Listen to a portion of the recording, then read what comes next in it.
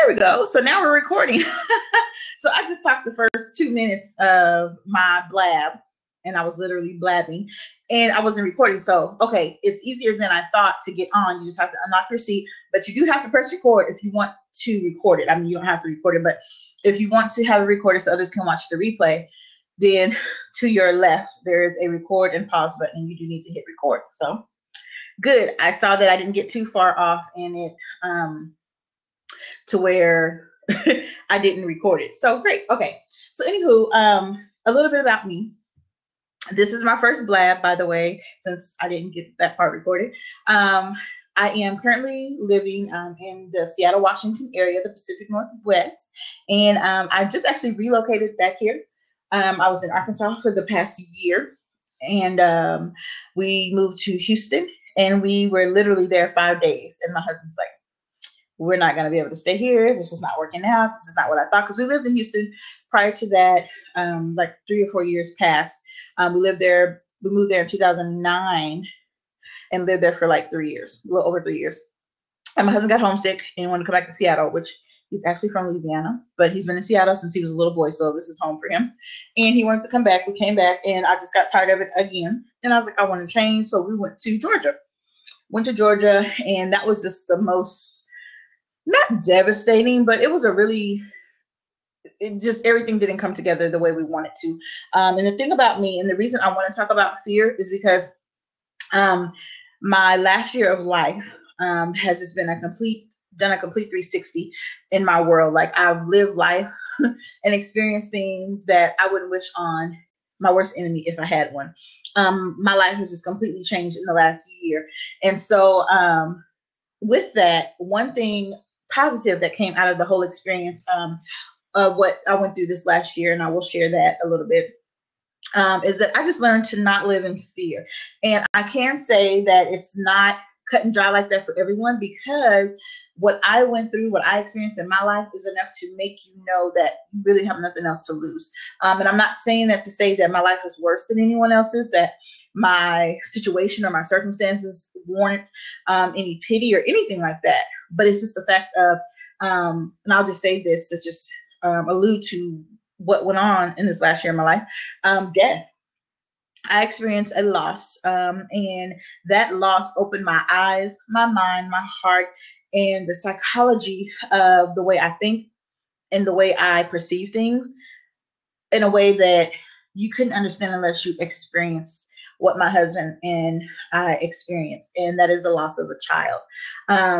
We had a baby boy named Jeremiah, sweet, sweet baby, and he was diagnosed with anencephaly, which is a neural tube disorder, and it affects the covering of your brain and the development of your brain. So basically, his head was open and exposed, his brain, when he was born. And so, of course, you cannot live with your brain exposed like that. And when we found out the diagnosis, that was a trip within itself. That was the most devastating part. And I think from the time of diagnosis to carrying him full term, 9 months, that experience within itself is what was the challenge. Giving birth to him, going through the 7 days that he actually lived, and holding him until he took his last breath. That was hard. Don't get me wrong. That was the hardest thing, the most heart-wrenching thing ever. But getting the diagnosis and carrying him to term, not knowing if he was going to make it to term, not knowing what would happen, because either way, he could have passed before I delivered him. So that every day that he was in my stomach was a miracle. And then up until the day that he was delivered, he could have died during delivery. And they literally in the hospital were tiptoeing around like they were on eggshells, waiting for him to die. That's a whole nother story, a whole nother craziness. But once he was born and he took his first breath and he cried, I was relieved. And that point up until he passed away in my arms, I was okay. It was after he passed that the emotions, the grief, and everything came in. But the time that he lived, I refused to grieve him while he was alive. And so that part was the best part of it, just having him, holding him. But the part of finding out the diagnosis December 1st, 2014, carrying him the whole 9 months. I was about 16 weeks pregnant when I found out he had anencephaly. Carrying him the whole 9 months, that was the most traumatic my life changed, my mind changed, I completely shut down, shut everything out. I just took 30 days, no Facebook, no social media, no phone calls from family, friends, or anyone. I went to church, and if you were at church, I talked to you then. I talked to my pastor, I prayed, but other than that, I was at home and it was just me. I just shut down, and not in a bad way, but I had to do that to process what was going on, because I went through the why me, oh my gosh, why my baby, and statistically, and even now this is the part that really still kind of pulls at my heart, because statistically, Jeremiah should have never had anencephaly. Anencephaly is a disorder that is usually found in Caucasian girl babies. Then, of course, you would go to the boys. We found that Latina babies often have anencephaly at a higher rate. But the hospice nurse that we had for Jeremiah said that she had been doing this for over 20 years, and she had never in her 20 years of practice ever seen an African-American baby with anencephaly. Ever in 20 plus years. Granted, we lived in Arkansas, but it's not like, we were in the smallest city in the world. It was a pretty small city, but it was the second largest in the state, next to Little Rock. But and she's, dealt with babies all over the state. So that was crazy. So that kind of gives me back to that God, why me, why my baby? But all of that to say, just sharing with you guys how my topic of fear and don't deny it came to be. That's what I've experienced over the last year of life. So September 9th, Jeremiah will be 4 months old in heaven. So this is very new, very fresh. And we're dealing day by day. I have two other girls who are 9 and 7.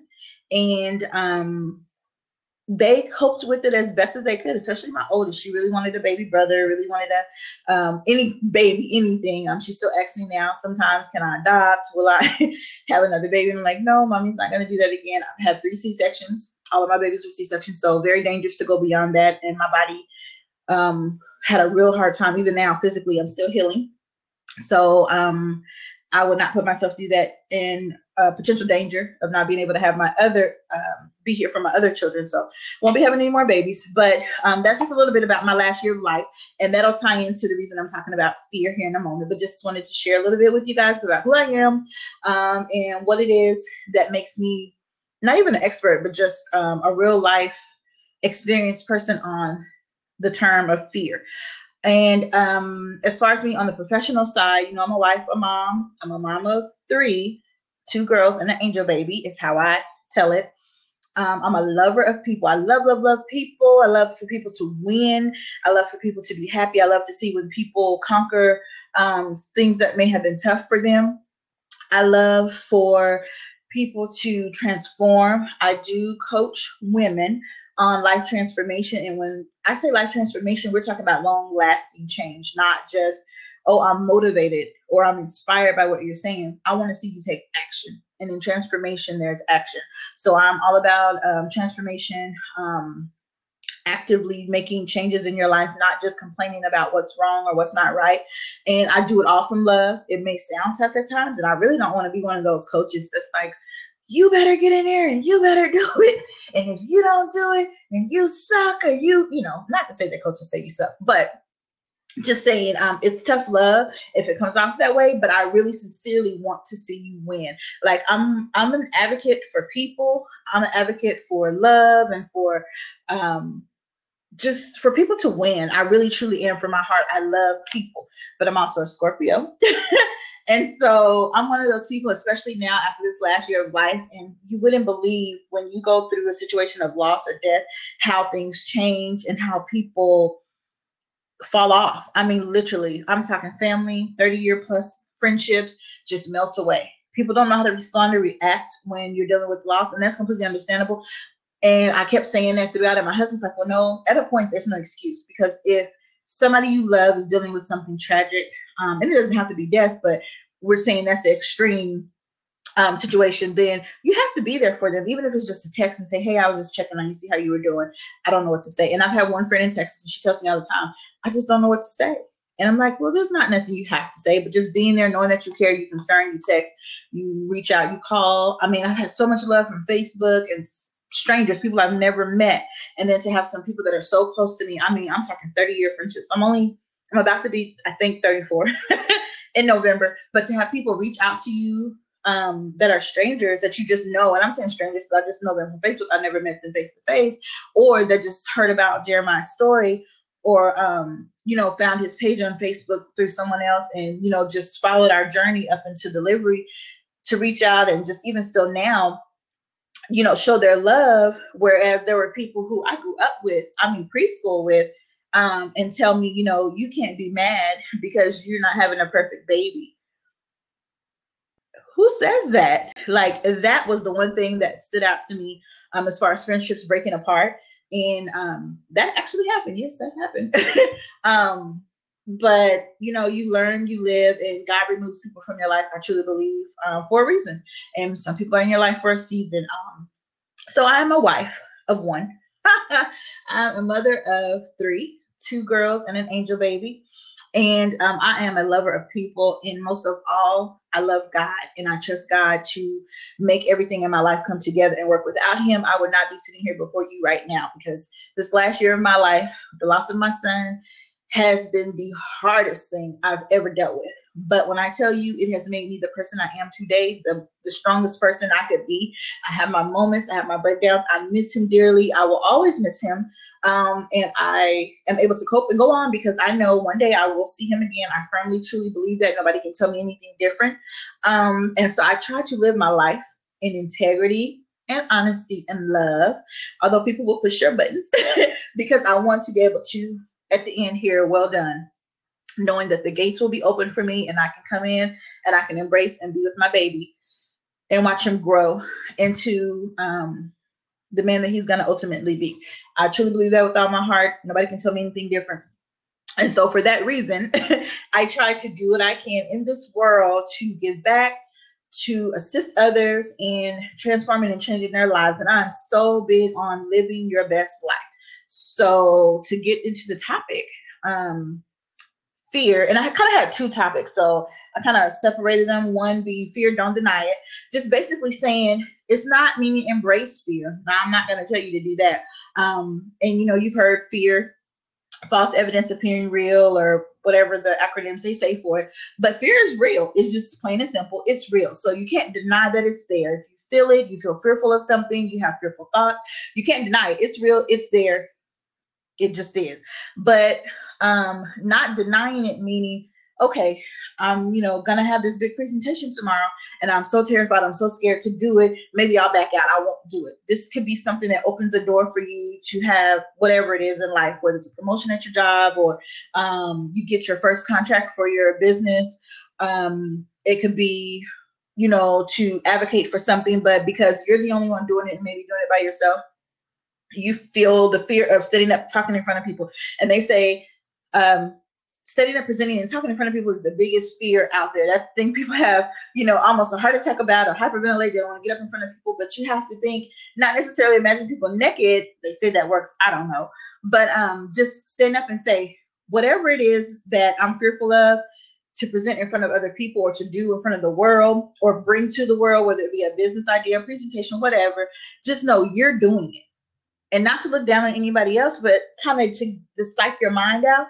It's, I'm doing it for these people, or I'm presenting it to these people. And anybody else that can say anything against me or about me on what it is that I'm doing, they're not doing it.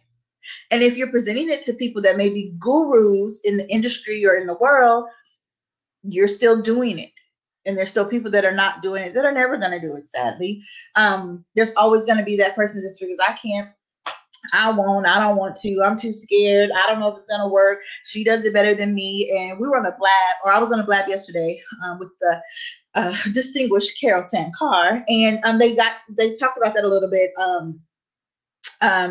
Just comparing yourself to other people. And as women, because I'm an advocate for women, we tend to compare ourselves to other women and what this woman is doing and that woman's doing in her business or in her life, or she has this or she has that. Let me tell you, let me be the first, if you've never heard it, to tell you, do not be moved by what you see other people with, or what other people are doing, or what other people are saying. Now, not to say, as I just gave Carol praise of being distinguished, she's a real businesswoman. I learn a lot from her. I love being in her presence, to hear her talk and give her tidbits and feedback. And I will be listening to her today at 6 p.m. here on Blab, Eastern time. I just gave her praise, right? So not to say not to be moved or impressed or anything like that. Like, yes, you give people their props, but I'm saying do not get yourself discouraged thinking, oh, I can't do what she does because she's, this big time Grammy Award winning or a Stellar Award winning or whatever, whatever the case may be, or she's got, a million people on her mailing list, or she has 70,000 Facebook followers. Okay, so what? There was a day when she only had 2, or she only had 100, or she had nobody on her mailing list, or nobody on her blab. Because when I started this blab, I don't think anybody was on here. And then I realized I wasn't even recording, but whatever. That's fine. And that was the whole purpose of me stepping out doing this, because like I said in the beginning when it wasn't recording, I started off with Periscope, and because my phone is so old school, it doesn't even have the technology to make Periscope run with the app or whatever. And so I was using my husband's phone to do Periscope, because being present, especially if you're a business person or you want to have any kind of business presence, you have to be keeping up with the technology that's going on. It doesn't mean you have to do them all, but you have to be doing something. And video marketing is the best thing that you can do. Now I'm saying that, and I'm not an expert on marketing at all, but video marketing, YouTube, Periscope, Meerkat, Blab, whatever's out there, you have to be doing something to be in front of your people. You cannot just sit behind the computer and type on Facebook or Twitter or whoever. It's just what it is. So don't let fear of what somebody else is doing or what somebody else has or how popular somebody else is keep you from doing what you need to do, is my point. So don't deny fear. It's there. It's real. It just is. We all get fearful. Even though this last year of my life, I'm to a point now, and this is a very rare case, and even some people who have experienced what I've experienced, it's still rare, maybe in those instances, but there's very little that I fear. I'm not saying I don't fear anything. I definitely fear God, number one. But other than that, there's very little that I fear.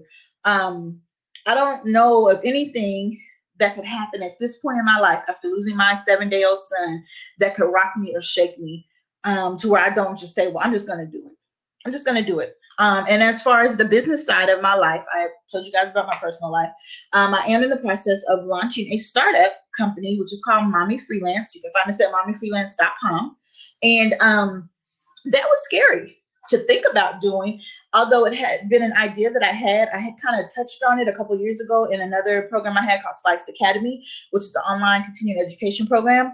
They're kind of, fringing on the same idea, except for this is very much more expansive. It requires a lot of technology in the background, and I am a techie girl in learning. I'm a newbie to the tech world, but I'm really enjoying learning HTML, CSS. Haven't gotten into Java just yet, but building WordPress websites, things like that. So it's all new to me, but there's a lot of technology that runs in the background to make Mommy Freelance come together, because it is an affiliate program.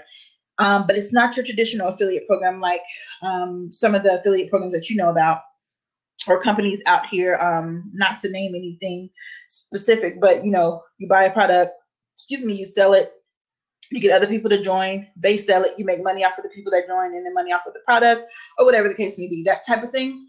It pays the same as an affiliate program, but it's not about a I guess multi-level marketing or whatever. It's just basically sharing. And I'm being very elusive because we are in pre-launch, and I'm hoping to launch in October. I have not given an official date, but please follow me on Facebook, Mommy Freelance on Facebook, for the official launch date. It is coming very soon, and I'm very, very, very excited. I've never done anything like this in my life.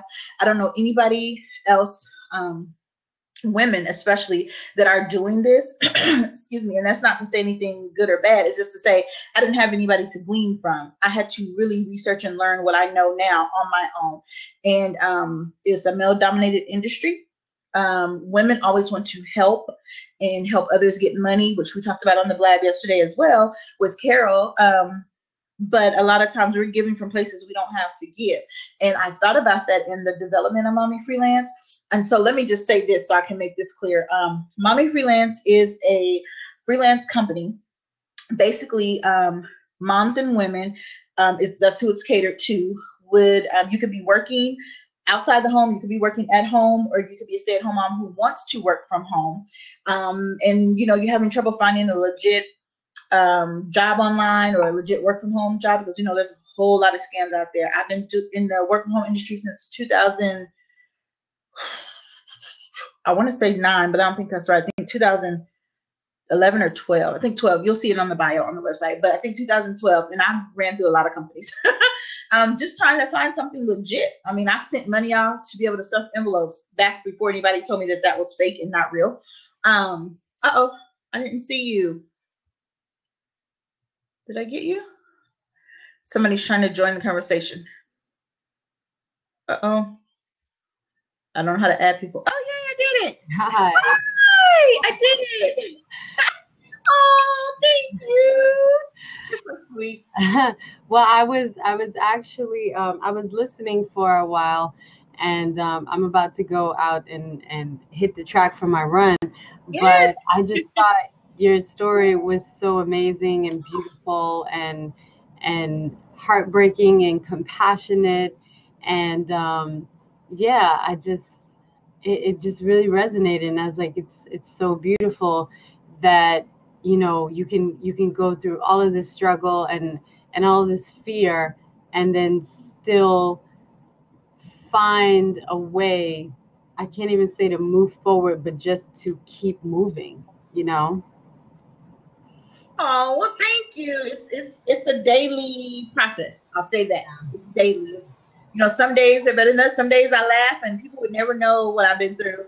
And I just have a good day. And then some days I'm literally want to just crawl under the bed and just not be bothered. But it's a process. It's a process. And I try not to get caught up in the, not to say to ignore the grief, but not get caught up in it, because I don't want to waste a day not living. I don't want to waste a day not doing something that's going to better my family's life and get to my goal and my dreams in business and in life. But also, I don't want to waste a day where I could have helped somebody else do something or be more, in their lives. So it goes back and forth, but I'm pressing forward. I'll say that. Yeah, yeah, definitely. And I was listening about what you were saying about mommy freelance, and I was like, my sister, my sister totally needs this, my twin sister, because I mean, I've tried to help her in many different ways. She's at home. I didn't want to say stay at home.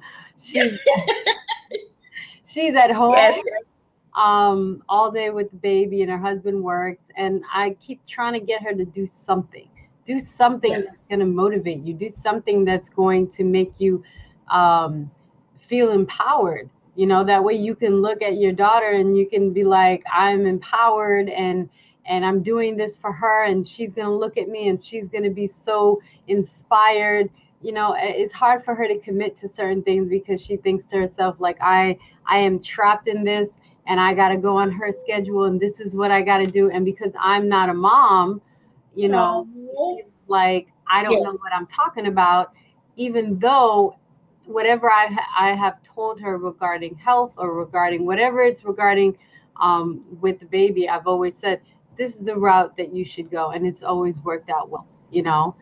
So I definitely think connecting with you, as far as she's concerned, is something that would be beneficial for her.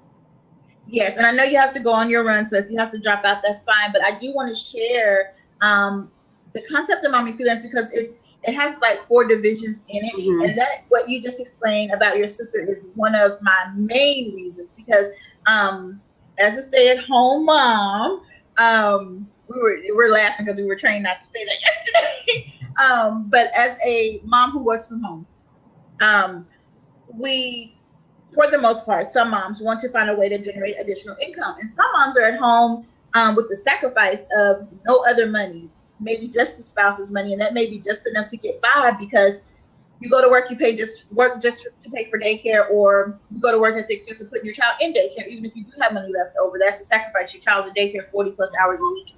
And so that was one of my first prisms of putting together Mommy Freelance. And I was like, well, how can I create a way for these moms to make money at home besides just the freelance portion of it? Because, we're going to have, and I've already had vendors, I'm going to call them vendors, knocking my door down saying, hey, I need graphic designer, I need web designer, I need this or I need that.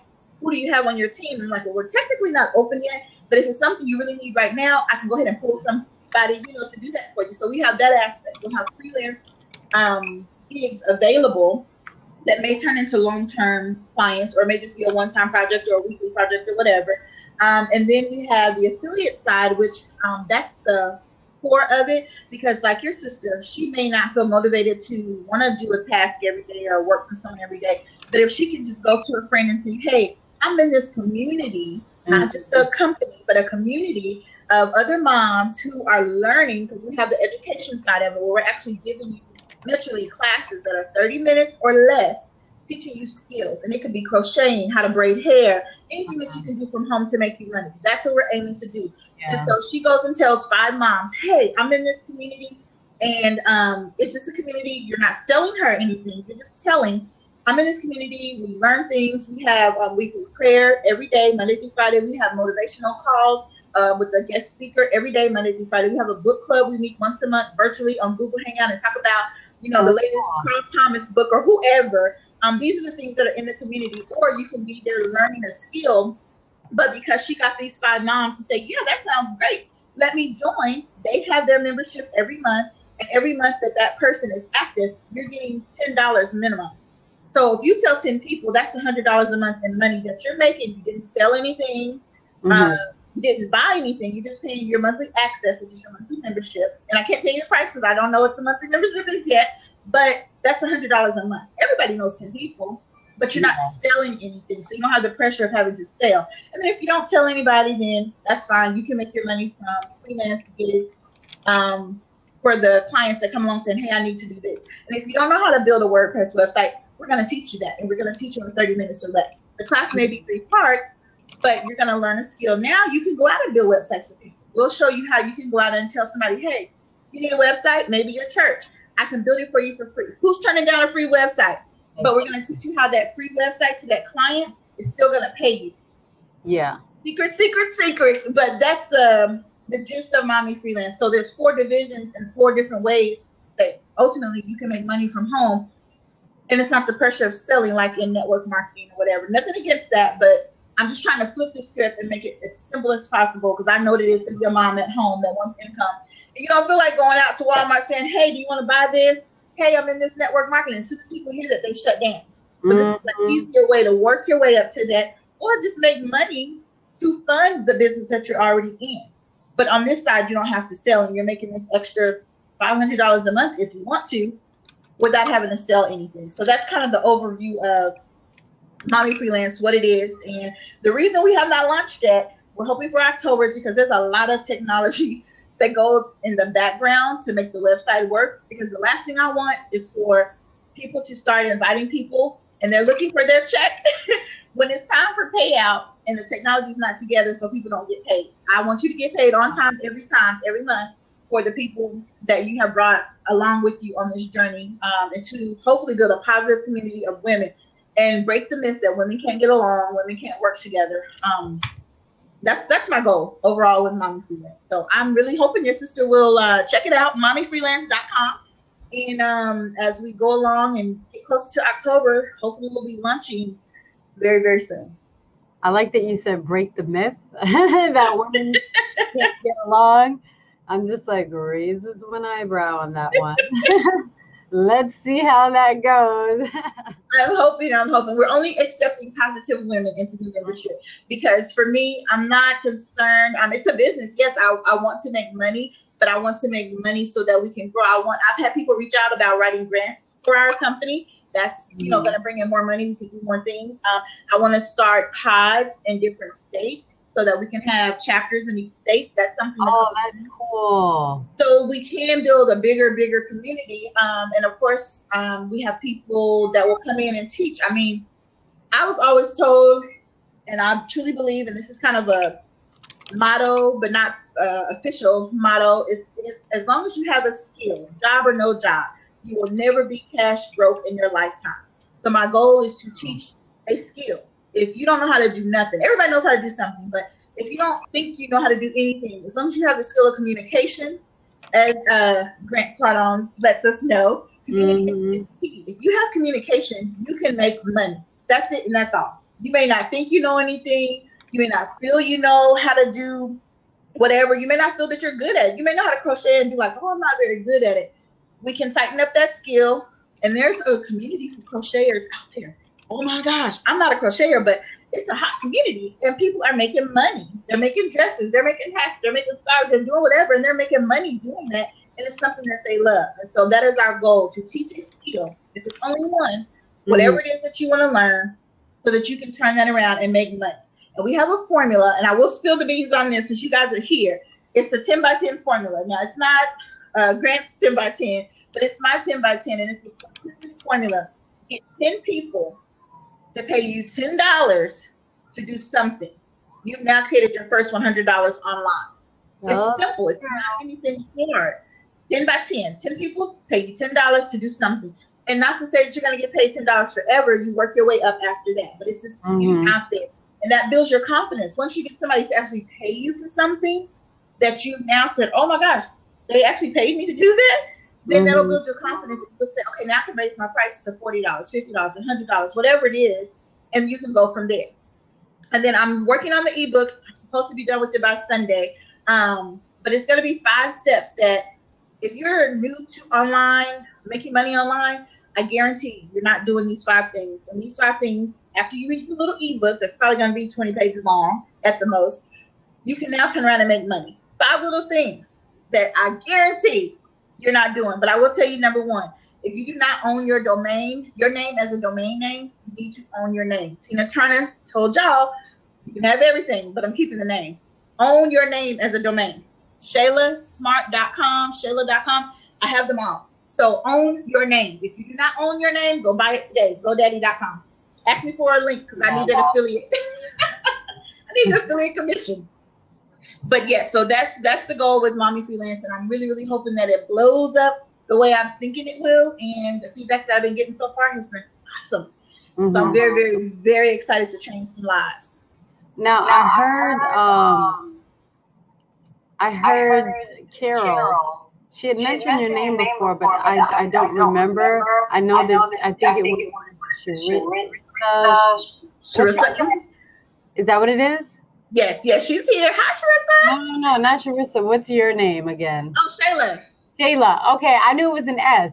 I'm getting all confused. Yes. I was trying to get it together. I was like, which one is it? Yes, I worked with Carol in person at a mastermind. I want to say it was, Teresa, where you at? What year was that? 2000, I want to say 2012-ish. I think so. 2012-ish, I think.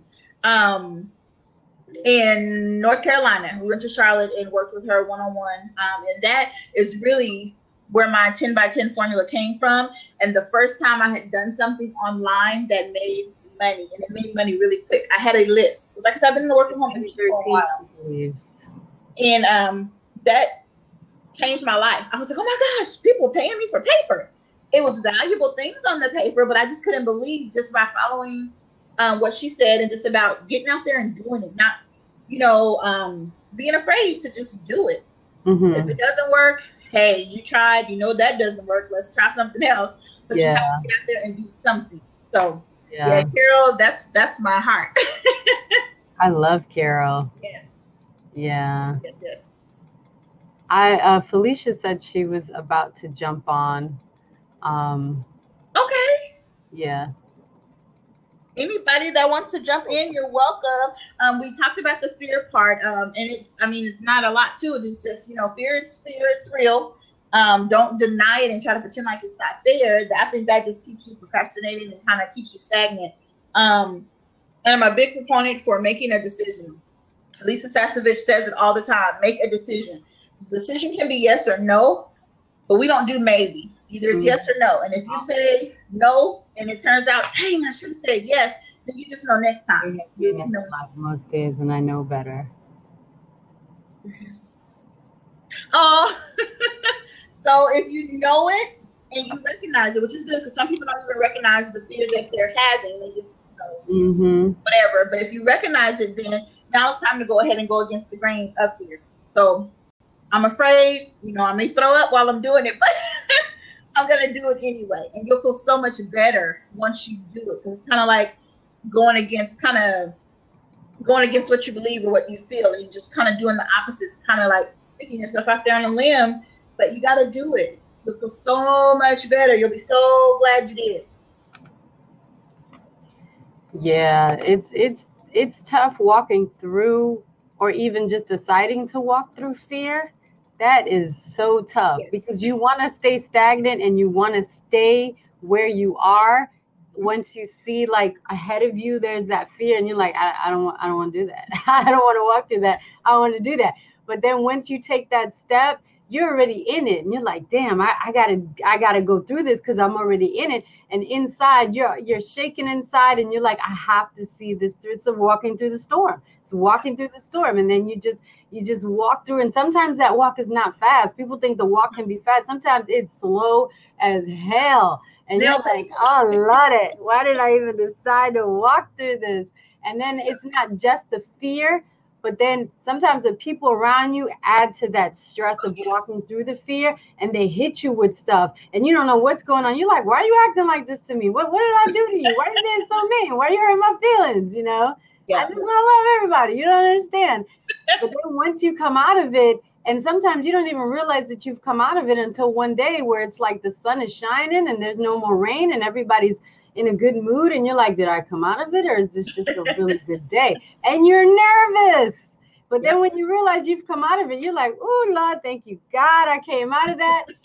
But there's another one right around the corner. But as it goes, it gets easier, I think, once you know that you can conquer something. And that was a big deal to me. Like, who doesn't want to make money online? Because, like I said, mommy freelance is not that it's just this new concept. The freelance industry. Now, once I got into researching and really dug deep into it, what we could do, what was going to be available, I found out so much that I didn't know. Freelance is just like a world of its own. It's booming. And if you're not in that world, you don't know it. But when I was researching, it was like, oh my gosh. The one thing I noticed that was lacking was the leadership from women in that industry. Now, not to say they're not out there, because of course I can't research everything, but from what I found, those are not the leaders of the market. And so I want to not only enhance our presence in the market of freelance, but also make it to where it's not hard, because again, everybody doesn't have those skills necessarily that they need to go out and freelance. I mean, you may be a writer, and the writing world of freelance, if you can write, if you enjoy writing, if you're willing to work on it and perfect your skill of writing, there's big money to be made in freelance writing. Yes. Shayla, yes. I'm gonna refresh and see if another seat opens, because there should have been another seat open. So I'm gonna refresh and see if it opens. Oh, there it goes. That was me. Okay. Okay, Felicia, there you go. Open seat. I'm sitting here looking at this lock on my screen. This is my first blab, for those of you who didn't know. And so in technology, when it comes to clicking and talking, that's always been one of my vices. So if I have to click around in it while I'm talking, I get distracted. So, okay, that was me. There it is. Okay. Oh, yay. I see. Oh, you caught me stretching. Oh.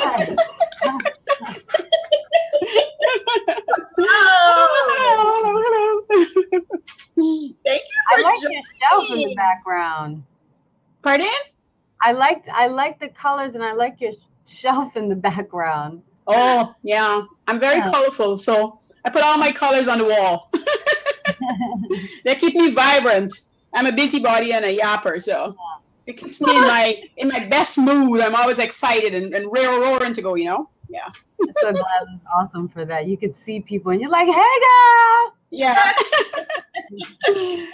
So I hop on later. Were you girls about to leave, or did you just started? No, I've been here for a little bit, but please feel free to chime in. I'm so excited. We're talking about fear just a little bit, but also just doing what you love amongst other people, not being concerned about others. But also, this just speaks volumes for the topics, because this is my first blab. Not to say I was really fearful, because I'm a talker, as you guys can see. But just doing something unknown and then thinking, oh my gosh, nobody's going to show up, but I'm going to do it anyway. So that's encouragement to everybody. Don't worry about what may happen or may not happen. Just do it anyway. And then having people actually jump on. Oh my gosh, that is so exciting. I'm so happy. So yes, just jump in, whatever you want to share or say. Okay. Can you hear me? It's a little fuzzy. It's a little staticky. Yeah. Still? We heard you clearer when it was out. When you didn't have. I wasn't hearing you guys clearly, so that's what it was. Okay. Yeah. Take one out. Maybe it's better. Is this better? You might want to X Felicia out and see if she can jump back in because it might be a connection issue. Yeah. Okay. It came up and now it's spinning. Okay.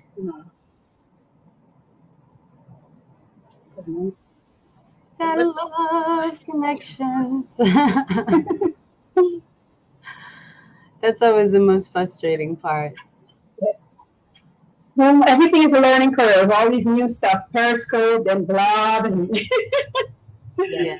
Am I still fuzzy? Scratching? A little fuzzy, but I can hear her. Okay. Yeah, I can hear you. I don't know. Felicia. What's wrong, Felicia? Yeah. What happened? I know, you're just glowing. It looks like it's trying to connect. I'm not sure. Yeah, but it's not letting Are you her. connecting from your phone or from your desktop? If it's from the phone, that's going to be a little challenging. Mm-hmm. I don't know why. That always happens with the mobile. Yeah, that's why I like the desktop. Yeah, I love the desktop. And I think that's why I'm liking Blab, even though I'm now on Periscope, but I'm liking Blab because I can have it on the desktop. My hands are free and I can talk. Mm-hmm. Yeah, that's true. Okay, that's what she said. Yeah. So, Shayla, you were talking about mommy freelance and fear. Yes, just getting into a world, and this is for anybody. I'm just speaking on my experience though, but just opening up a world of something that it's not really female dominated, or even we do the freelance work, but actually being the leaders of freelance or of the business, it's far and few in between. And so I'm wanting to change that, or at least get us in the mix to know that we can lead. And so one thing that I get tickled every time I talk about it in Mommy Freelance, and not because it's a joke, it's serious, it's real business, but it's Mommy Freelance University. If you go on the website, you'll see it talks a little bit about it.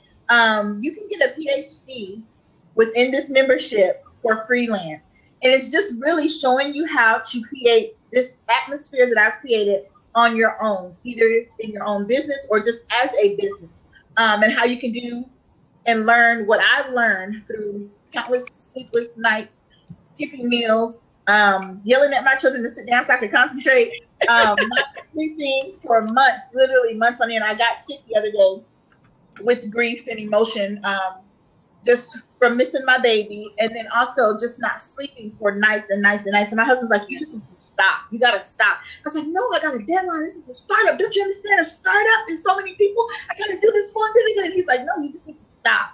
So I have spent a lot of time researching and working on this, but I want to take all of those hours, all of that knowledge, all of that research, and I'm forever learning, and offer that to someone else who, once you get in and you see it, you say, gosh, this is good. This is a great way to make a passive income, but you're helping other moms in the process to make money from home. I can teach you everything I've learned, everything I put into it, the technology, how to install it and do all of that. You don't have to research and learn it and spend months working on it. And I can teach you all of that. And in the end, you get a certificate that says you have a PhD in freelance. So I think that's really cool. And there's some other master level certifications and some other kind of like ambassador, high achiever certifications. So it's an education platform, continuing education on top of the university, on top of the affiliate income, on top of the community, just having a community of positivity all at the same time. So it's 4 different components. And it's not something that I think is out there at this moment.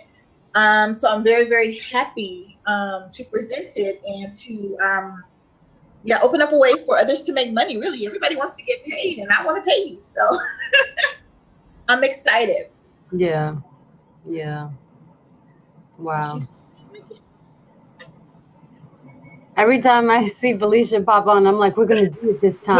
Yeah. There we go.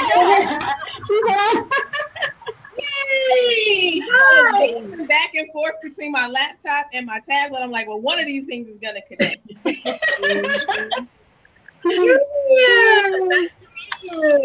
At least on the tablet, when my little one crawls out the room like he has somewhere to be, I can go with him and take the tablet with me. Yeah. Wow. Oh Right, gosh, I'm so excited. Oh my goodness. Not because you guys are here for me or anything, but I'm just Let me show my little one. oh my God. Oh Say hi. Oh my God. He's like, I'm busy trying to eat my toy. Can you not? But like he'll in like 2 minutes he'll just turn around and crawl out the room like he has somewhere else he needs to be. So, Yep. He's like, all right, I'll see you. He's such a man. like, I'm gonna go in the other room and watch TV, or I'm gonna go in the kitchen. Like he just goes. Like I never seen somebody who can't talk or walk just go in and out of rooms like that. Mm-hmm. But I like just listening to what was being said. I've never been really big on fear. And I have to say that being a mom actually made me even more fearless because it makes me more determined to do things because, like, I know if I don't do it, like, he's counting on me. Yeah. Yeah, that's fine. That's good. That's a good way to present, and that could possibly have somebody else look at that same perspective and say, a mom, like being a mom changes your life. Like that little mind, even in your tummy, but you know, getting that body in your arms and like, oh my gosh, now I'm responsible for you and you all, regardless of what anybody else in the world does, I'm responsible for you. That changes your outlook on life. So yeah, being a mom, I think you get other kind of fears though. Like nobody told me that being a mommy would have me on edge so much. Oh my gosh, you fell. Oh my gosh, you tripped. Oh my gosh. My sister's like that too. Nowadays, with a lot of moms, like my first book is called Dream Girl, and it really is geared towards women who take care of other people. Because as women, a lot of times we'll put our dreams on the back burner for everybody else. And with children, it's very easy to say. You know, I remember my little cousin, she had her daughter at 18, and I remember her saying, like, that's my life, and this, that, and the other, and I breathed for her. And I was like, you can't put that kind of pressure on a child. Like, that's a lot of pressure on a child that basically you're her lifeline. She's not your lifeline. Exactly. That's good. That's good. My saying, I mean, I take it a little differently, and I love my kids to pieces. I've got 3 of them, and I've got a grandson. And so I love my kids, but I always say they came and joined us. And maybe because I had a little experience before I had my own, but so therefore, if you say they're your life, then you are not going to live a life. And then if you're not living a life, you can't give them what they're supposed to get. Because you have to fill you up so you can fill somebody else up. You can't fill anybody up if you're not filled up. And I know it's a constant and we have to keep doing it, but we have to be filled up. And I know as women, it's so hard for us to fill ourselves up because somebody always needs us. I came from a family of 4. And I'm the eldest, so I was in charge of everybody at some point in time in my life. And I've given all that to them. You know, my third sister, when she was ready to go to school, I paid for it. I was supposed to go, but she needed, at least I felt she needed it more than me, so I sent her instead of myself. I went after her because at that time I used to think that's my responsibility, you know, because of our situation that was happening. I needed to get her educated. And I mean, there was no reason I couldn't do it myself, but I was just thinking about what she needs or my other sister needs. You know, where I can take a seat back. I need to see them move forward. And the truth of the matter is, I paid for their education. They went to school, but they did nothing with it. I went after them and I did something with mine. And so if you don't fill you up first, because people just look at what you do. and you're sending that, but you're not doing anything. They're like, well, she's sending me, but she's not really doing. And I used to be so mad because I'm like, I paid for all these courses and you're doing nothing with it. But I was projecting what part of me is that I realized too when I coach people. Sometimes you project things on people that you want for yourself. But some roundabout crazy notion in your head, it's like, I need to help them because I'm seeing what they can do. I'm seeing what I really can do because at the time that's how I was looking at myself. I'm not as bright and she's so bright, so let me feed her, let me look after her, which is not true, but in my head, that's what I was seeing. So I never thought it was fearful because I will do anything that I need to do. And I find sometimes even when we don't think it's there, it's kind of an underlying, not the fear where it's just in your face, but there's an underlying fear. It comes with people pleasing and panicking. It's a different kind of fear. So you have to kind of go through life to realize you really was fearful in this phase of your life, but you didn't know it. Because you're just doing it at a time, so you don't know that you were fearful. And I realized after I got over the fear that was happening, but not at the time. Yeah. Because I was too busy doing. Yeah, that's true. Wow. And as women, we have to ladies, that I gotta go for my run. But thank you so much. Can you do a for me, please? Yes, I will run extra hard for you, Felicia. Thank you so much, Shayla, for having me come in. And I'll check out Thank you. Lab.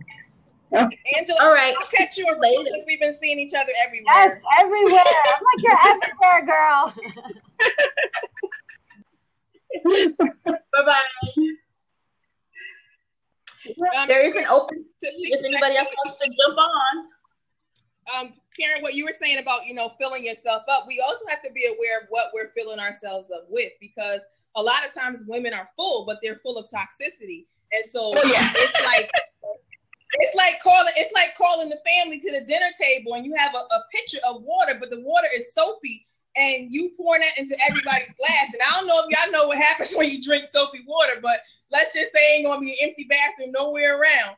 So a lot of times we are filling our families, we're filling our children, we're filling our men, we're out, with our hands in some of everything, and we're toxic because we're not filling ourselves with the right thing. So you can only others with what you have inside. You can only pour out what you have in, and if you don't have the right stuff inside, then you're going to be making you're sick, and you're gonna make a whole lot of other people sick too. True. That's true. Very true. That is true. Yeah. I like what you said about the underlying fear, and from Felicia and from yourself saying that you don't really necessarily have fear. You found a way to say, hey, this has got to be done. I'm going to do it anyway. And then maybe later you realize, well, gosh, I was fearful of that, but I just kind of pushed through it and didn't even realize it till later, or there was an underlying fear.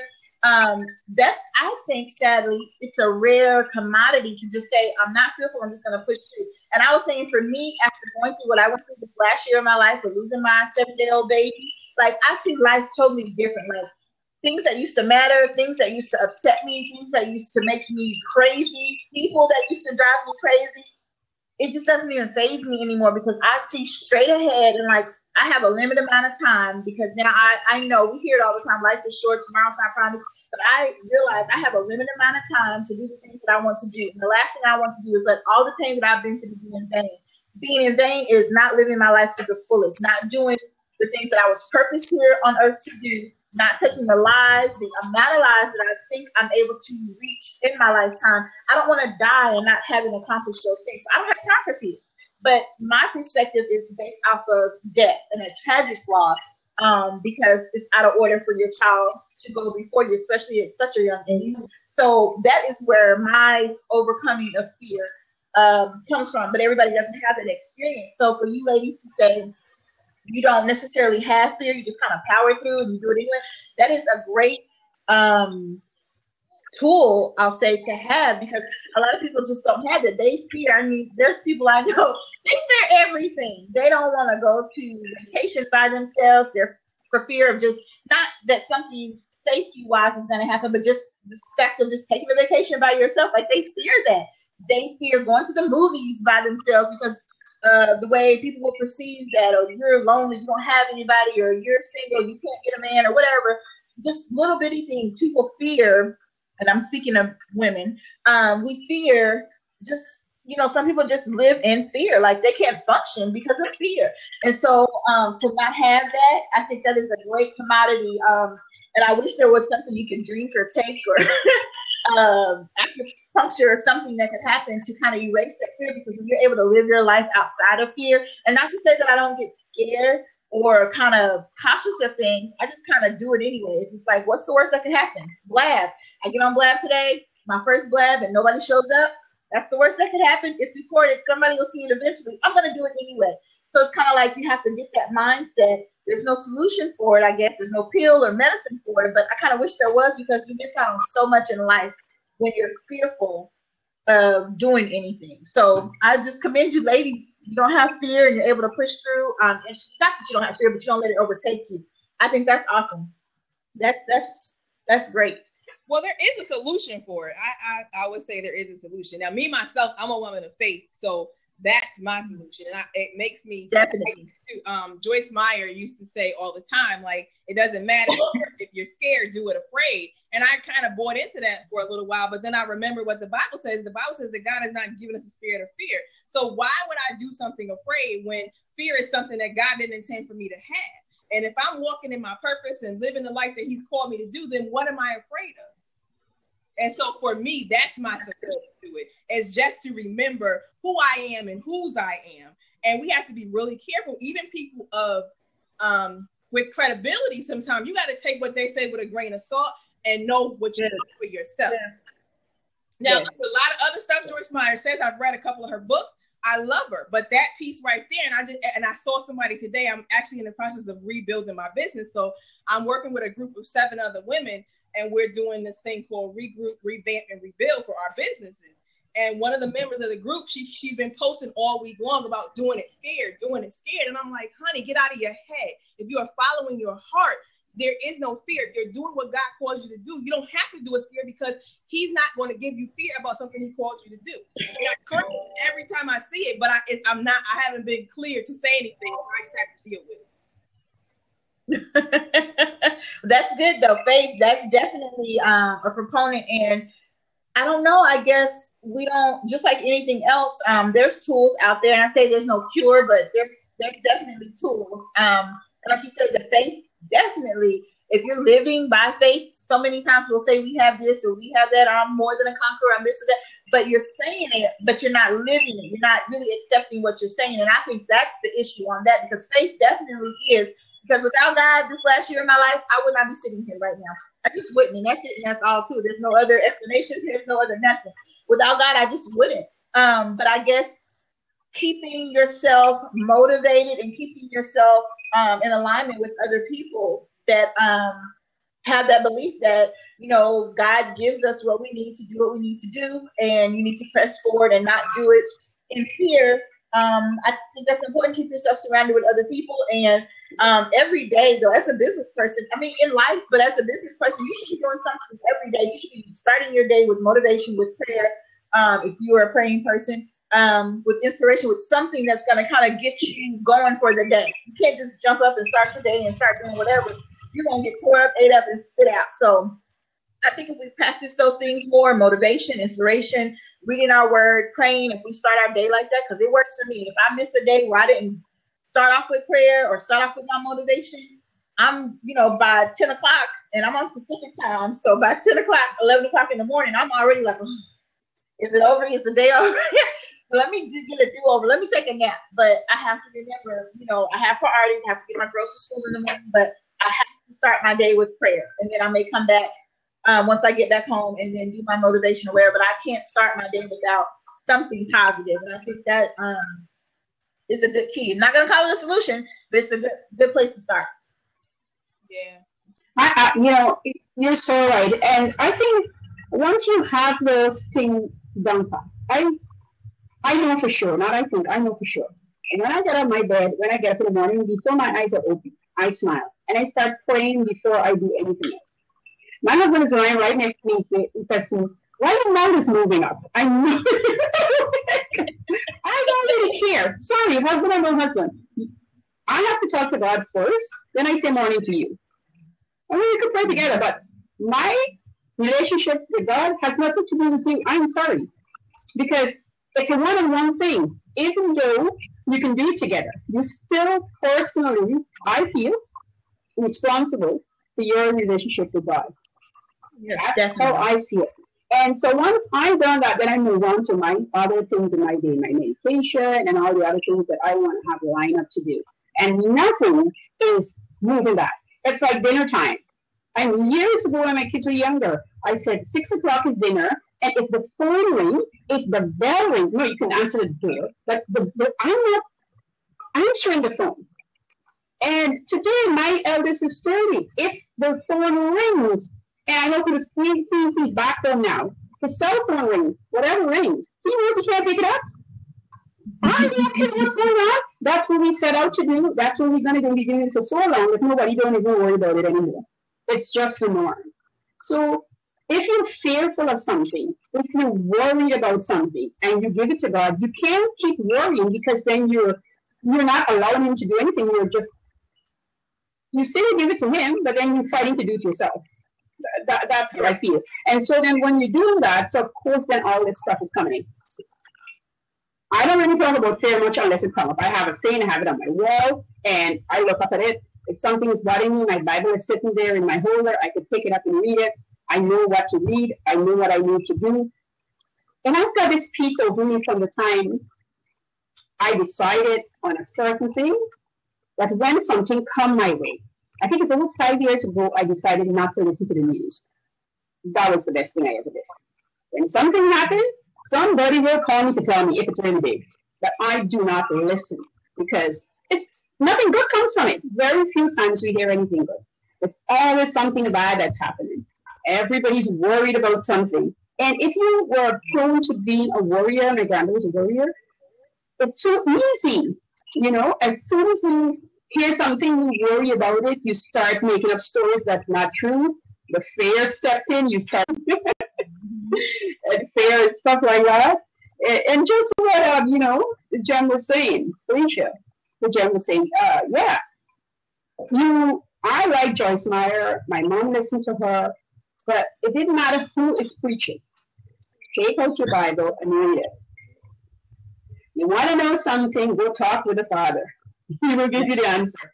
Lots of times, I know I've asked things that I don't like or don't see happening because it's not for me or he's not ready yet. So I'm okay with that. I'm okay with that.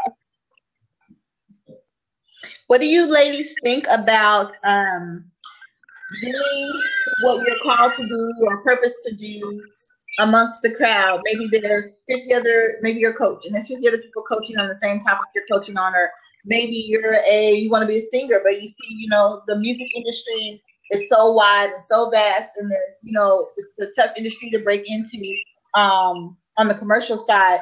What advice or what solutions or what suggestions do you have for people to do whatever it is you love or you're called to do, even if it's not the traditional thing, or even if it's not, you feel that it may be an overpopulated space? Okay, I can go first. For me, I'll give you an example. I'll cut back on my coaching, but for me, I'm a designer. I do all kinds of things, but I'm a designer. So I had owned a daycare at the time, and I wanted to start doing PJs. I design all sorts of stuff, but I had this feeling, this overwhelming feeling that I must make PJs. And I like PJs. I wear them all the time. I make for my kids all the time. And I couldn't. I'm like, why would I make PJs?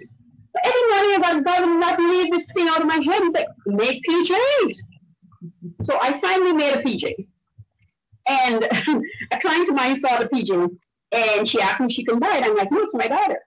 She's like, I am a retailer who buys for the specific store. And if you made me a couple of samples, I will take it in.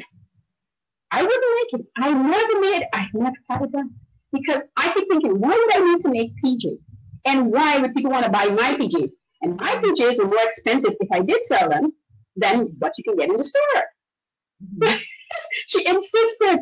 And I never did, though, by the way. I never did the PJs. But friends started seeing my kids in PJs and would ask. And so I never had it in the store, but I started selling to friends, and they would tell their friends, and they would tell their friends.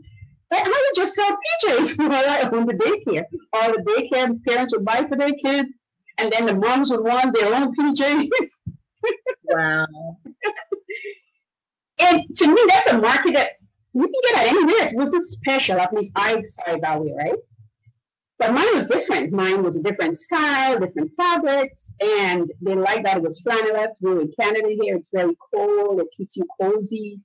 Even a lot of sales from the States. After a while, I started getting. And so it was just the thing that I was called to do.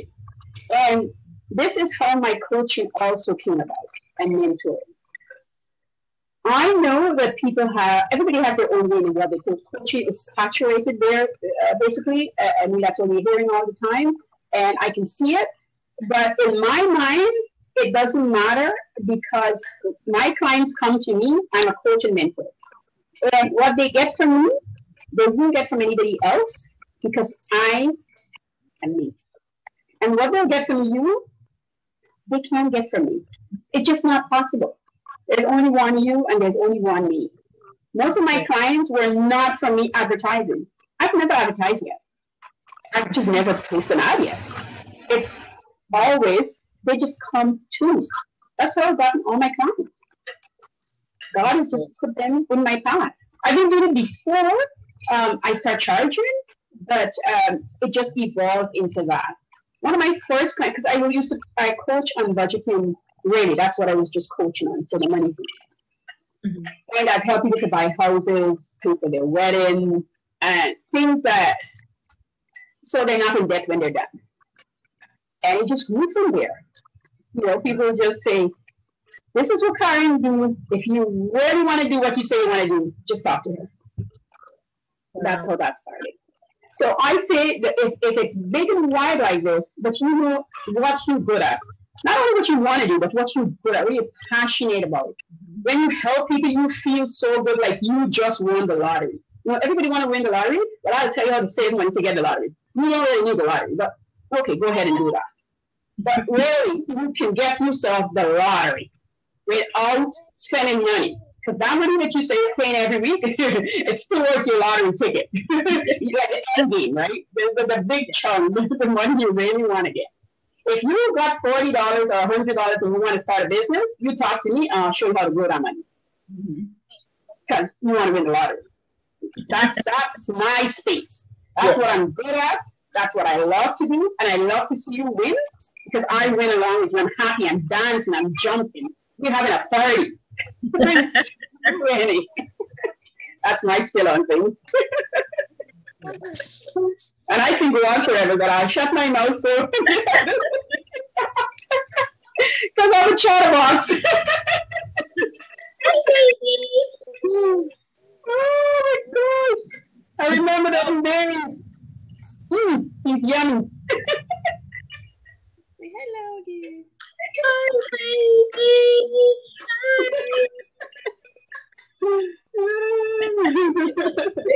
He's like, I don't know what's happening here.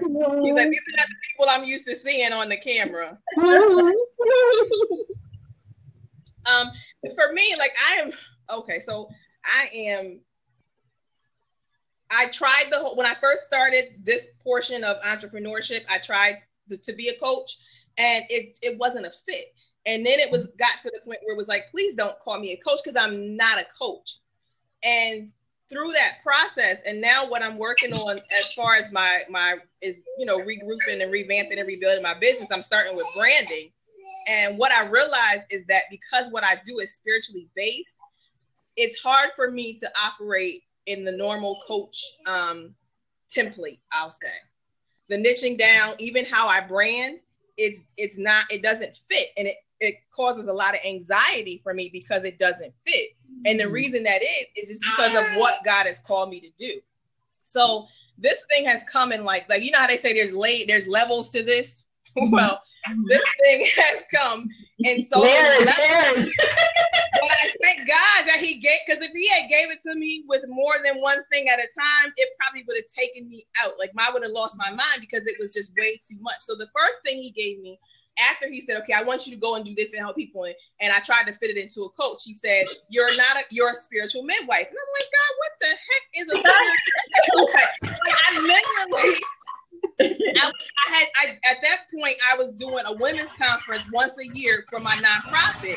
And after my women's conference that particular year, I went to a women's conference the next weekend to kind of just rejuvenate myself, because I had given out so much trying to put my conference together. Yeah. And it was a women's conference. I'm sitting there, and literally he was like, you are a spiritual midwife. And I'm like, okay, God, what is that?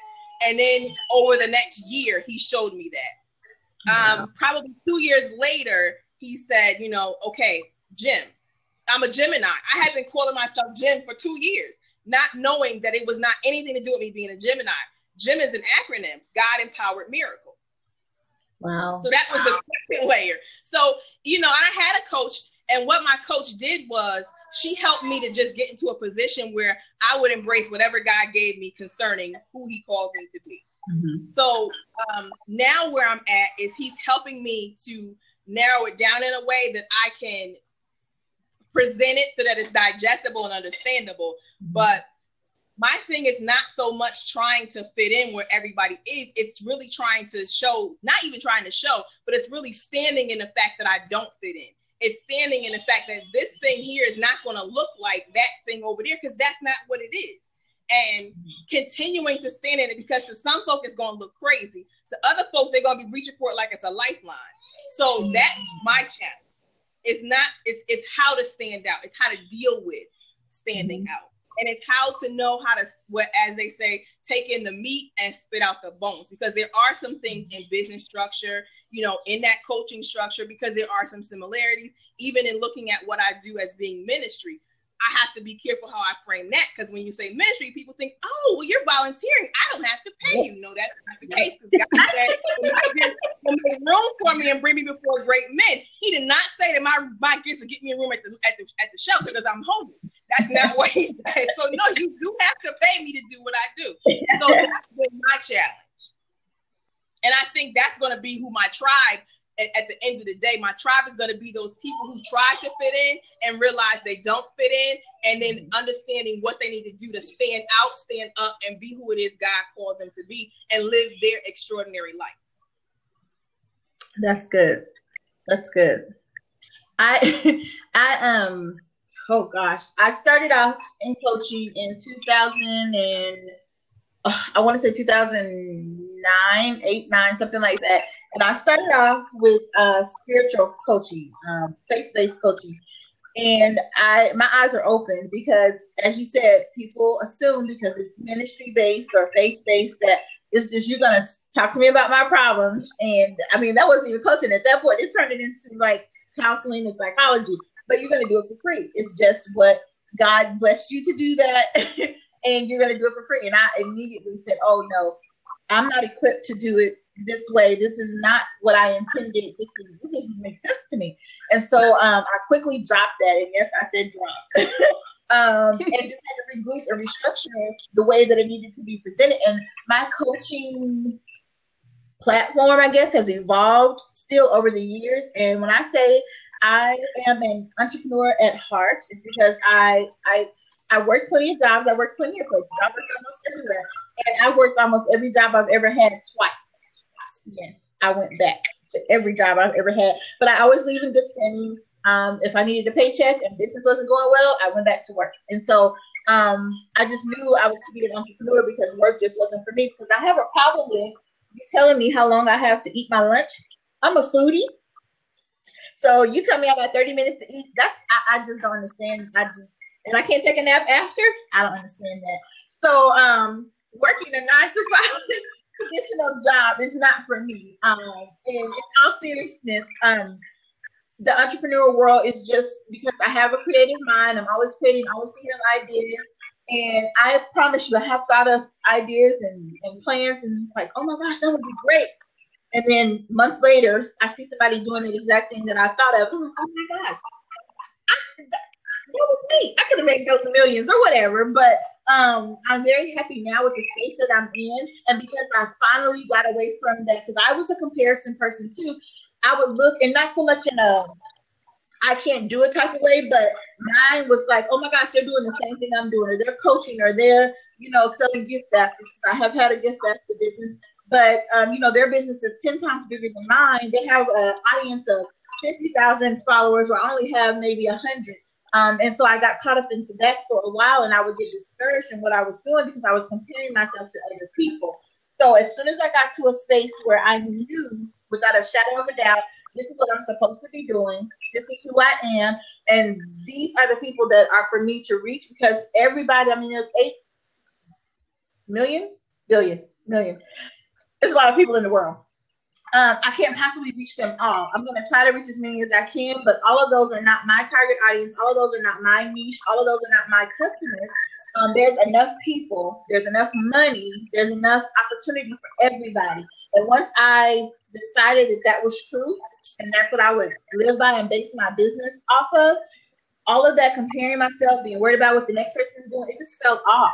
Because best believe, and I said this in the beginning of the lab, that do not be moved by what it looks like people are doing, what it looks like people have, what people are saying even sometimes, because it's not true. It's an illusion. People get online, and there's somebody that does Instagram and Twitter classes where they show people, everybody's phone's ringing. They show people on Instagram or Twitter, and they'll say, hey, I got just for example, I got the new Jordans. And then it'll show a close up on what it is they say they have, and you can see there's no opposite of whatever it is they say they have.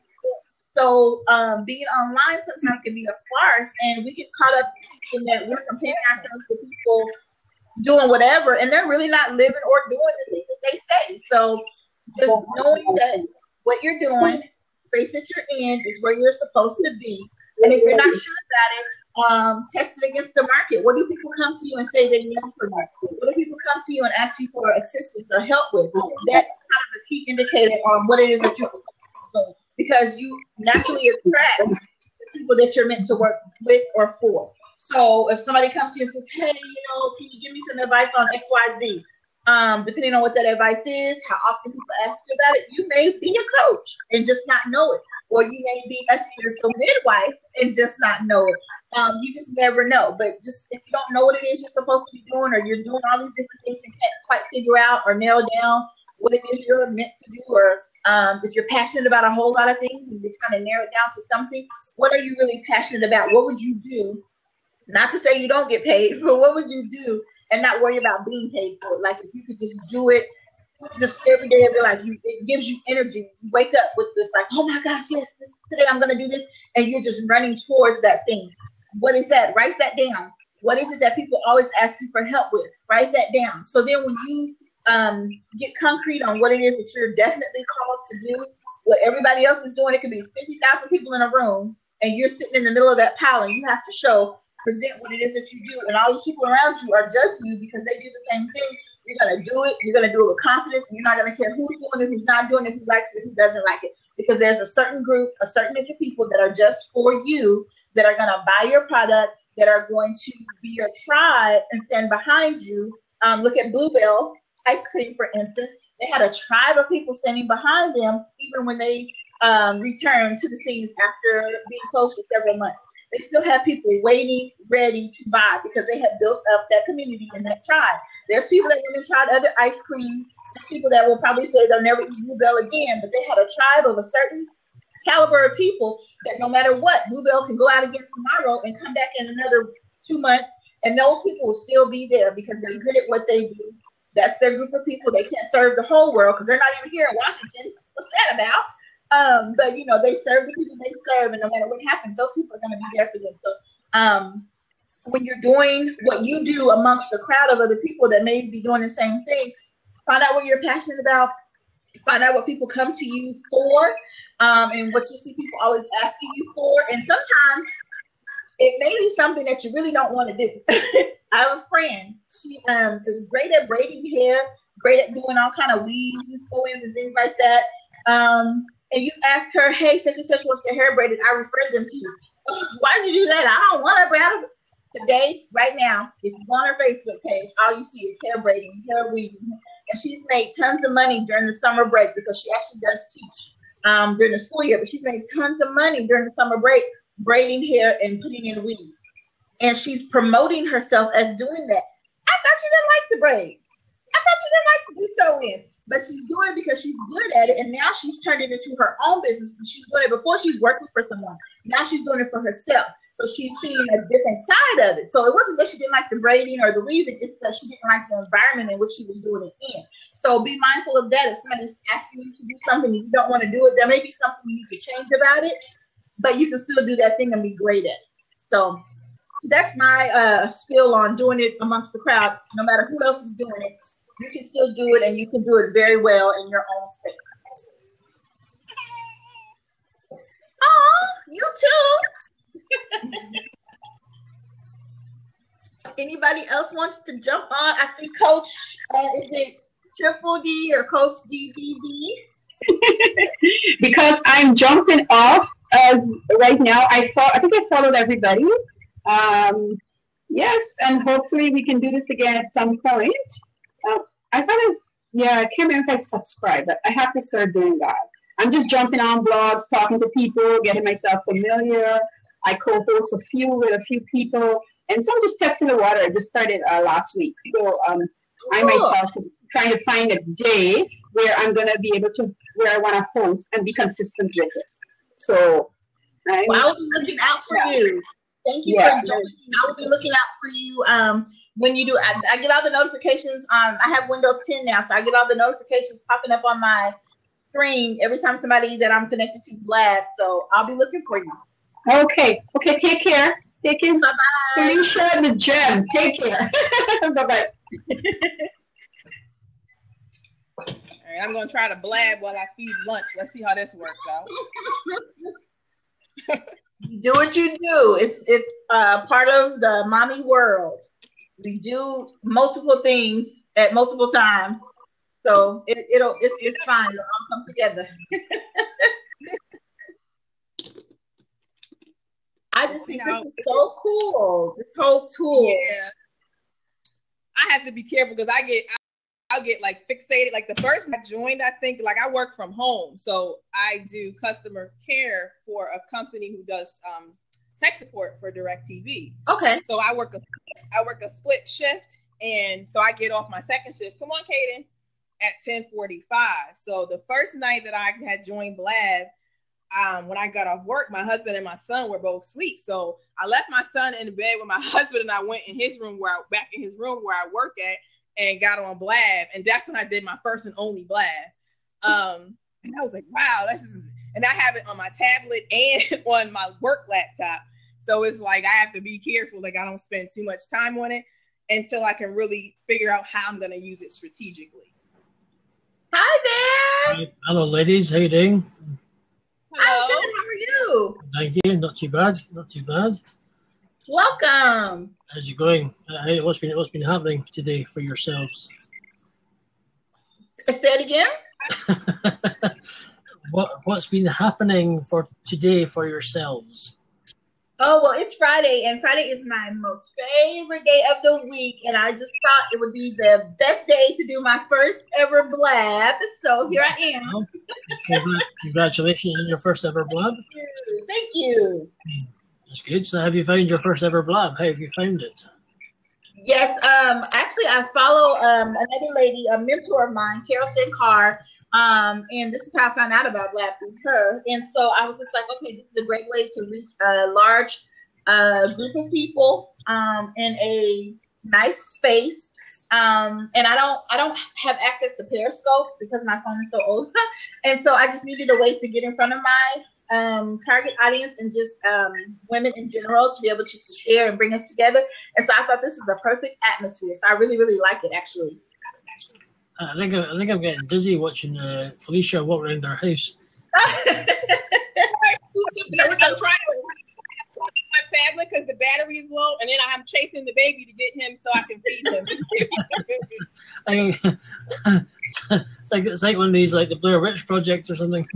Hey, it's This is his world. I just work around him. So. Superb. So,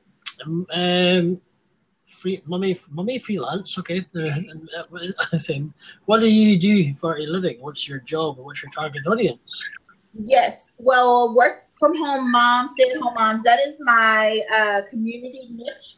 And Mommy Freelance is actually a startup that is to launch officially next month. We're working on the technology because there is an affiliate component. So you say it again, what you're doing? Technology, what's it again? Sorry.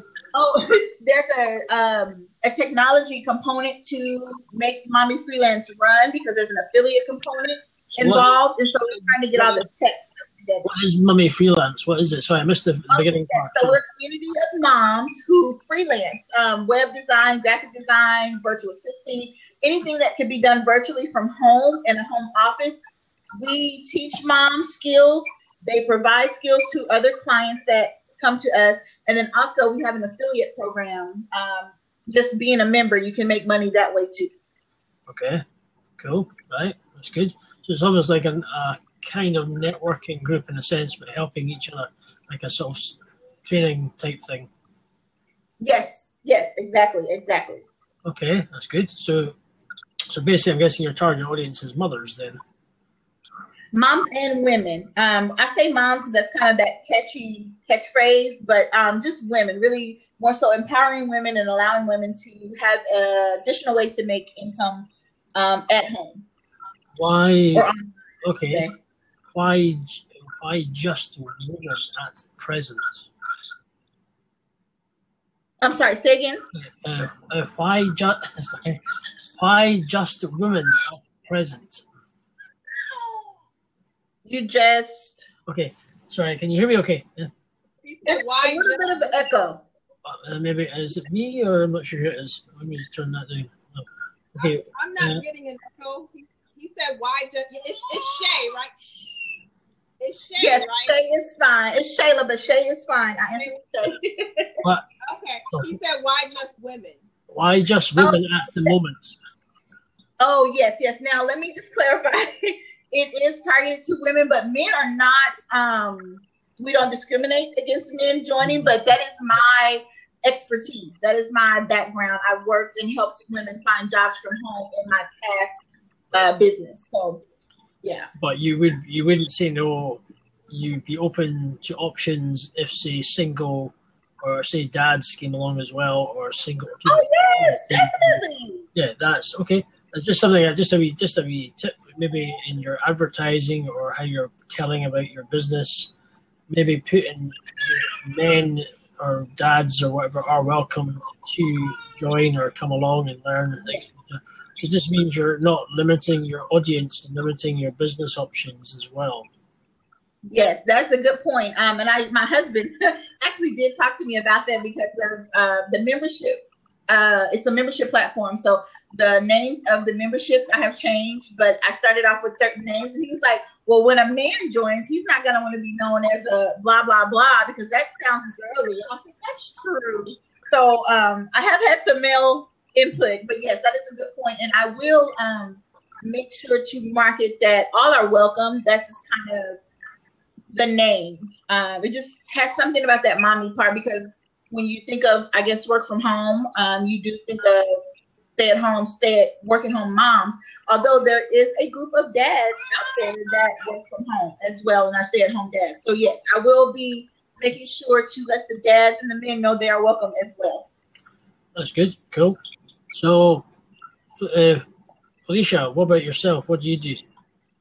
My job is I work for a company that does tech support for DirecTV. My work is I am a spiritual midwife and a miracle catalyst. I need to come closer to your microphone because I can hardly hear you. Yeah, I have it propped up on my bed, so that's probably why too, because the speaker is underneath. Can you hear me now? Can you hear me now? Yeah, if you come quite close, I think it's just because it's quite echoey for some reason. Maybe it's just your distance. Okay, so I am a spiritual midwife and miracle catalyst, and what I do is I help the spiritually deficient unblock their extraordinary. unblock the extraordinary in their Well, lives. so go. Phone going, baby crying, baby wanting fed. Hey, I'm still on my black. You know what I think? I think I'm gonna go ahead and feed him, and then I'll pop back in. Okay. Okay. That's probably a bit easier. Well, anyway, just quickly about me. I'm one half of a podcast show in Edinburgh in Scotland. Wow. So I'm the Ramsey part of this. I also run a cleaning business in Edinburgh, so I clean homes and offices. I also have done a bit of event organising, promotions, etc. So do like a bit of networking. I like to chat to people. I like to take it from there. Yeah, so it's all good. Yeah, I like to also encourage people in business if they're looking to start, if they're starting up, etc., and how they can make just simple hints and tips. If they need anything, if I can help in any way, great. You know. Cool. Well, the fact that you're from Scotland, that is so amazing. That I love to meet people in general, but then to be able to connect with people in other countries, that is just the technology that allows us to do that. I think that is just so amazing. Now, you said you have a cleaning business, so it's you said residential homes. I do homes, I do offices, I do big cleans, I do whatever technically. Okay, well, let me just ask a question because this always intrigues me. What do you do, or what have you found to be the best solution or the best idea for obtaining new clientele in your industry, or just in general, that will work for anyone? You can getting new clients, you mean, or yes? You just got to keep advertising. You get recommending and get recommended. Do the work. It's hard. It's not easy. Cleaning is a saturated market, so it's trying to. You just got to keep pushing and keep your head down. That's all you can do. It's not easy. Excuse me. It is after 8:30 here. I'm just feeling a bit tired. Goodness! It's evening, so yeah, it's kind of, you just got to keep your head down really, and just keep pushing the doors and see what happens and keep doing the work, etc. That's all you can do. It's just one of these things. So, but I'm also developing a podcast show as well. So we're also looking for people with opportunities, or maybe you're looking to be, maybe you're looking for opportunity to be advertised or sponsor a show, etc. We're also looking for opportunities to people to share, get their stuff over, even in the UK, etc., or just to be on a podcast show which goes globally. Also, yeah, just using that and trying to tap into maybe doing a promotional company as well, and just trying to, yeah. So lots of kind of fingering a lot of pies in so many words, but hey, you got to keep going. So yes, so you've got to do.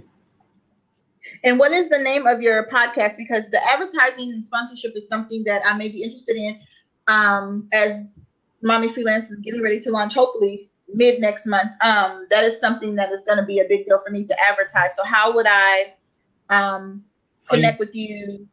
Yes. Okay. If you look at just about my name, Hattrick and Ram, if you look at my logo, Hattrick and Ramsey Unleashed, you will find us. Okay. If you go to our Twitter page, if you click, what you do is if you click on my name, a white box will pop up. And it will tell you how many days I've been on Blab, etc. If you just above that, you'll see the little blue Twitter bird. You click on the wee Twitter bird, it takes you directly to Twitter, my Twitter page. Like I have, I'm already following you on Twitter and also already following you on Blab already. All right, I found you here on Twitter, following you now. Let's go, and then you can find us there. You'll find it. You could just type in Hattrick and Ramsey Unleashed. We're on SoundCloud, we're on Podbean, you're also on iTunes as well.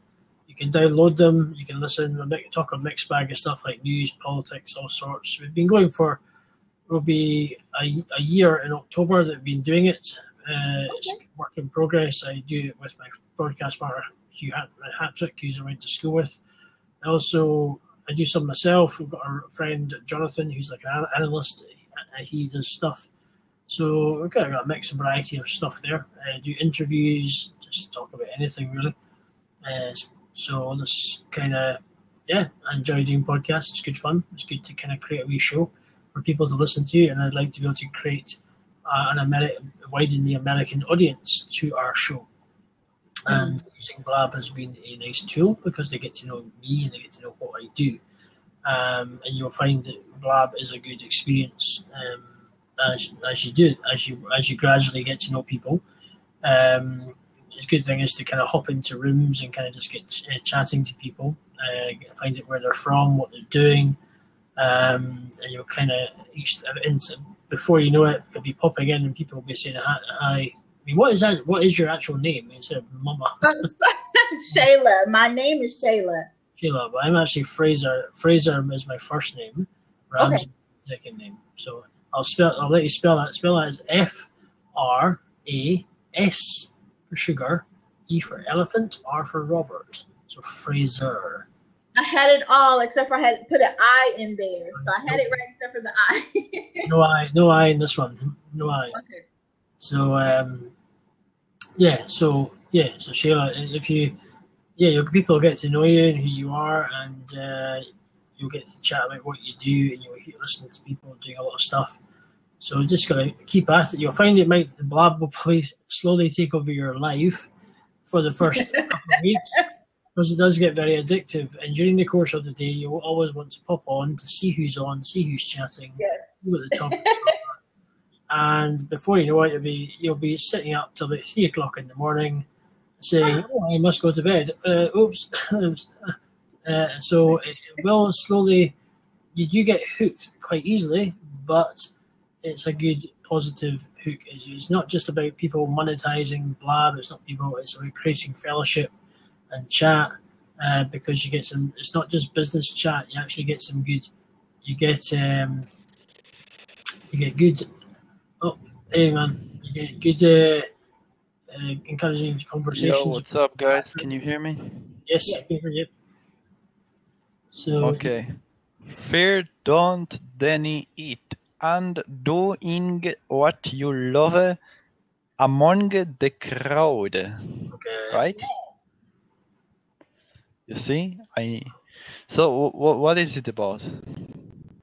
So we actually were talking about fear just in general, but not denying that fear is real and present, but not letting it overtake you and keeping you from doing what it is that you're trying to accomplish.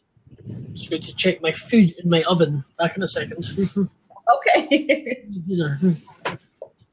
What did you say? Fear in the oven? You go to he goes to check the fear in the oven. He's going to check I think his food in the oven. Okay. So you talk about fear in this video call. Yes, that was one of our topics. Yes, this is my first blab, and so we were talking about fear and just kind of knowing that it's real, not ignoring it, but not letting it overtake what it is that you're trying to accomplish. And then also about going ahead and doing what it is that you're called to do, your purpose or what you love, regardless of whoever's doing the same thing, not getting caught up in the comparison, comparing yourself to other people. Okay, I see. Anyway, fear is a good thing for you or not a good thing? I don't think it's a good thing, but it's just that sometimes we're told you just ignore it or to pretend like it's not there when you're trying to accomplish something. And my point is, it's there, it's real, but you can't let it stop you from what it is that you are trying to do. Okay, and this call is on record. It means that are we being recorded? Yes, we are. You're live. We're being recorded. Yes.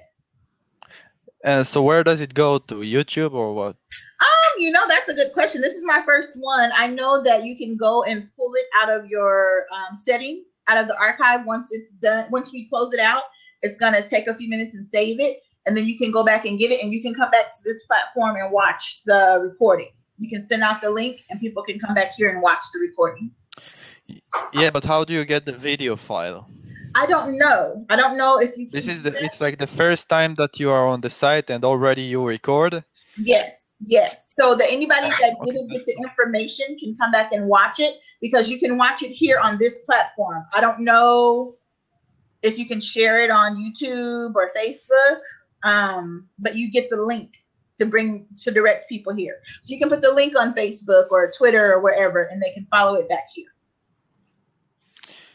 Sure. If I will share this link, then people that will have it will join. But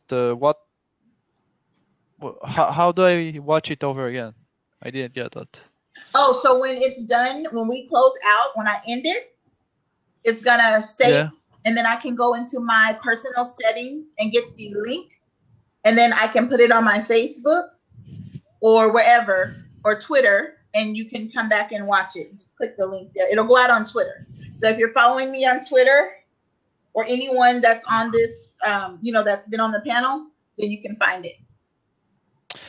Okay, and this whole blab thing is really connected to Twitter. I will follow you on Twitter now. Okay. You got my follow.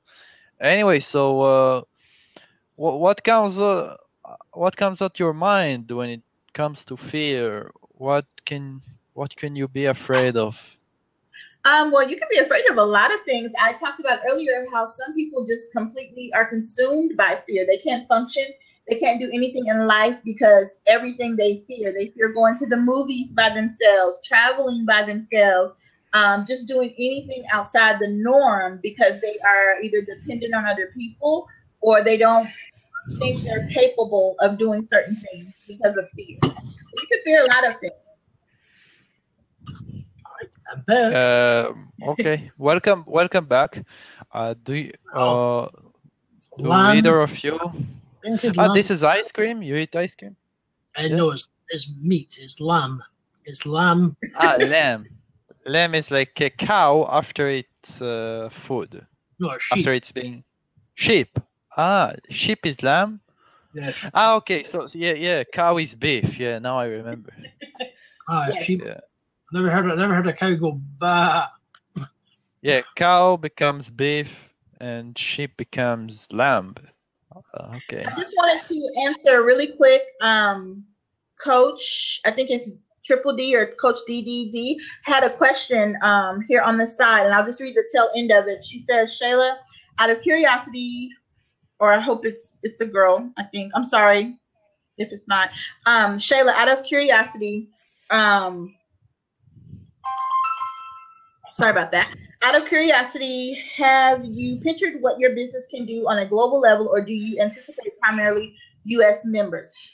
Yes, I am hoping to have a wide reach, not just in the U.S., but globally. Definitely, that is going to be a huge component of making our community grow in Mommy Freelance. So no, it is not just going to be U.S. based. It's not geared just towards U.S., but that is just where I'm at. So that's where we're starting. But yes, it is. Hopefully, it will reach globally, and this is, I think, a great way to start. We've met Fraser here in Scotland, and where are you? How do I pronounce your name? Vitar? Yeah, I'm from Israel.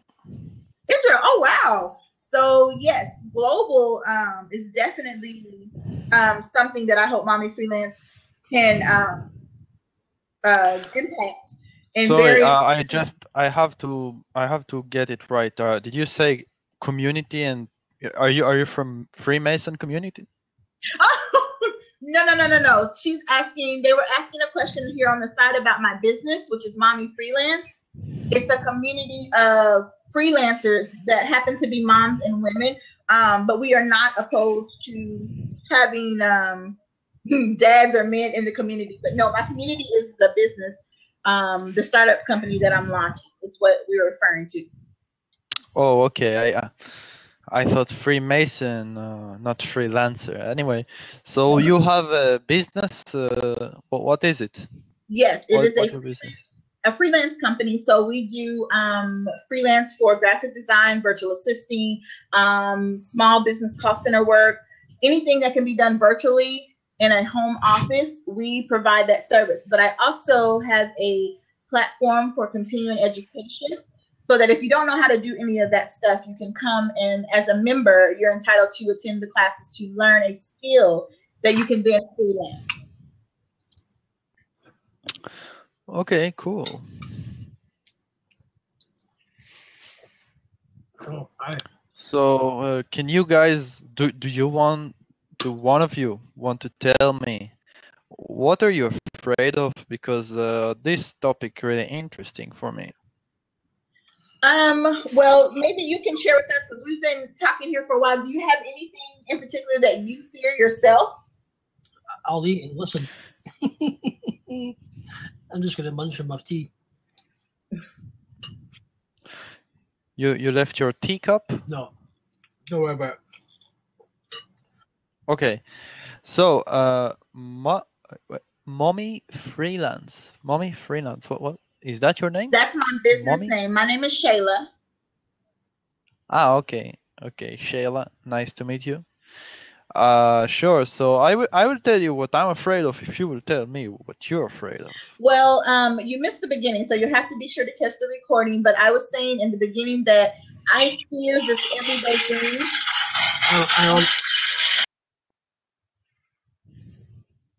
I fear everyday things like anyone else, but my story is a little different, because in this last almost 4 months ago, I had a baby boy that only lived for 7 days. And so my outlook on life is completely different now. I don't fear things the way I used to. I don't let things that would normally hold me back do that anymore, because I feel at this point I have nothing to lose. You know, I've been through the worst part of, you know, anything that anybody could go through in life is losing a child, and I've been through that. So at this point, I don't fear things the way I used to, and I have a completely different outlook on life. So I can't say I have a fear of anything other than God. You know, it's just about living life outside of your fear. If you know, we go to do things, and like launching this new business, Mommy Freelance, could be something scary, because I'm doing something that's not normally done in the space of women, but I don't let that fear stop me. You know, I'm not afraid to the point where I'm just not going to do anything. So that's more so the concept, not so much what you fear, but just not letting fear overtake you and keep you from doing anything in life. Okay, I see. So, yeah, my answer would be a little bit shorter. What I fear most of the times, I began my life by having fear of loud noises and high places. I mean, the fear of heights, you know what I mean? Mm-hmm. Yeah, but over the years, my fear preferences shifted towards the fear of the government's propaganda, and that's basically what I'm afraid of the most. You see, When you say and government propaganda, what do you mean? As in, like, the government taking over, controlling what you do, or what do you mean? I don't mean the fear that something that don't happen will happen, like, you know, some kind of imaginary theory that might come to true to real life. No, what I mean is I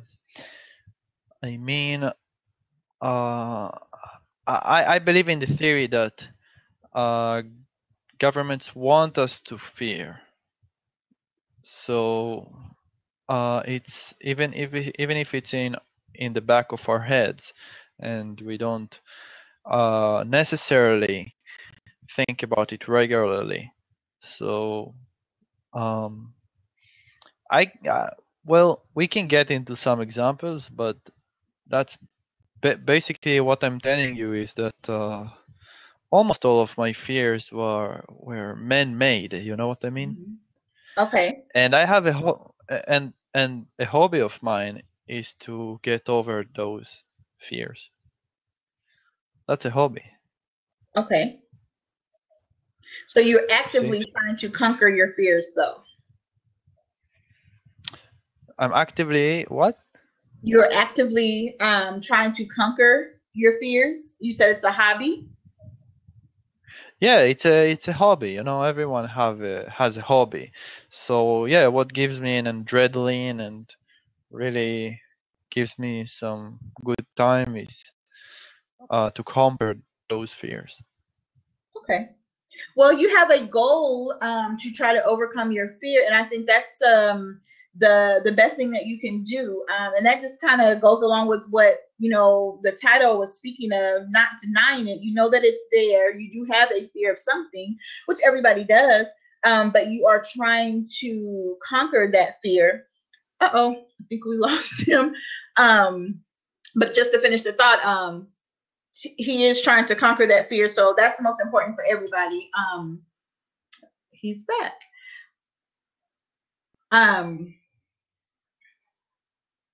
Maybe.